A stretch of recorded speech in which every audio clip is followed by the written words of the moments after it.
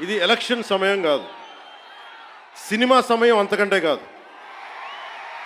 ఇది భగవంతుడి సమయం. ఇది ముస్లిమ్స్ని ఇస్లాం సమాజాన్ని చూసి నేర్చుకోండి. ఇస్లాం సమాజాన్ని చూసి నేర్చుకోండి. మీరంతా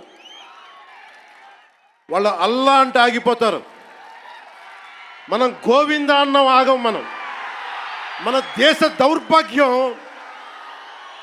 దౌర్భాగ్యం మనం హైందవ ధర్మానికి మన గౌరవం ఇవ్వం.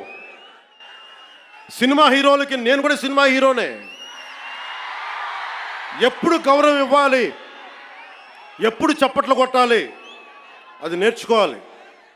మీరందరూ యువత, వచ్చే తరానికి మీరు నాయకత్వం వహించేవాళ్ళు.